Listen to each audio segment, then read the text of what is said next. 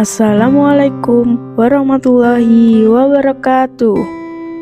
Salam dan bahagia Bapak dan Ibu Guru Penggerak. Saya Ervina Anjarning Tias, calon guru penggerak Angkatan 9 dari Kabupaten Malang. Saya akan memaparkan kesimpulan dan refleksi pemikiran Ki Hajar Dewantara pada modul 1.1 Koneksi antar materi. Ki Hajar Dewantara membedakan kata pendidikan dan pengajaran dalam memahami arti dan tujuan pendidikan. Menurut Ki Hajar Dewantara, pengajaran adalah bagian dari pendidikan. Pengajaran adalah proses pendidikan dalam memberi ilmu untuk kecakapan hidup anak secara lahir dan batin. Pendidikan pada hakikatnya adalah menuntun atau memberi tuntunan terhadap segala kekuatan kodrat yang dimiliki anak agar ia mencapai keselamatan dan kebahagiaan setinggi-tingginya, baik sebagai manusia maupun sebagai anggota masyarakat.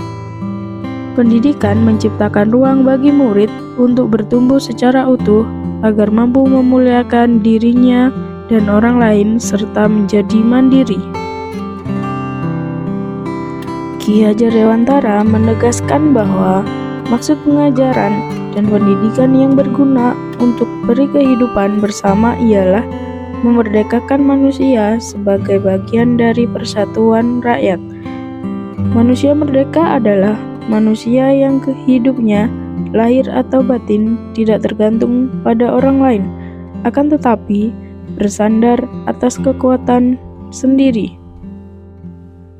Sehingga dapat disimpulkan bahwa pendidikan sebagai tuntunan. Murid terlahir dengan kekuatan kodratnya masing-masing. Pendidik itu hanya dapat menuntun tumbuh atau hidupnya kekuatan kodrat yang ada pada anak-anak agar dapat memperbaiki lakunya. Ki Hajar Dewantara menjelaskan bahwa dasar pendidikan anak berhubungan dengan kodrat alam dan kodrat zaman. Guru harus mendidik anak-anak dengan cara yang sesuai dengan tuntunan alam dengan zamannya sendiri, dengan tetap mengutamakan kearifan lokal, sosial budaya Indonesia.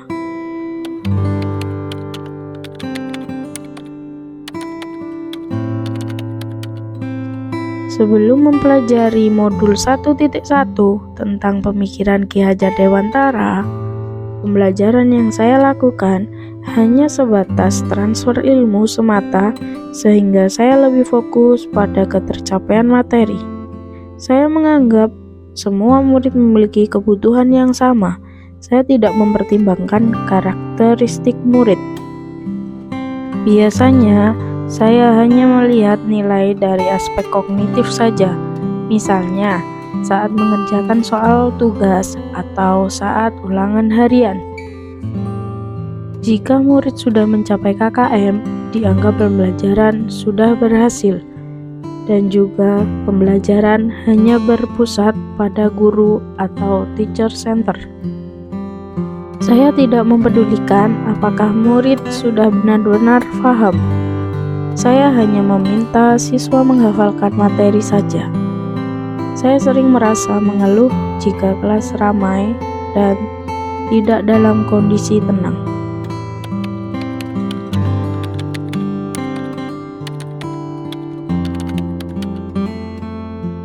Setelah mempelajari modul 1.1 tentang pemikiran Ki Hajar Dewantara, saya menyadari bahwa yang saya pikirkan dan saya lakukan selama ini tidak tepat. Pembelajaran bukan hanya sekedar mentransfer ilmu saja, melainkan menuntun dan memerdekakan murid untuk menumbuh kembangkan potensi yang dimiliki sesuai bakat dan minatnya. Kemudian, memperhatikan semua aspek pembelajaran, mulai dari aspek afektif, psikomotorik, spiritual, sosial, budaya, dan kognitif.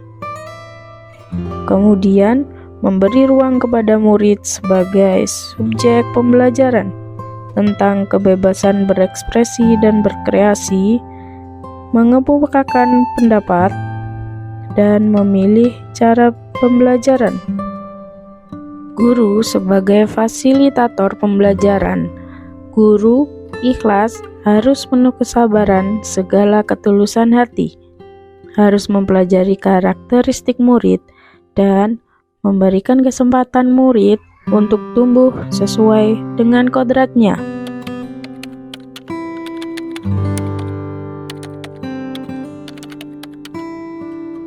Yang dapat segera saya terapkan dalam pembelajaran di kelas antara lain: 1. Merancang pembelajaran yang interaktif dan menyenangkan dengan melibatkan murid sesuai metode student center.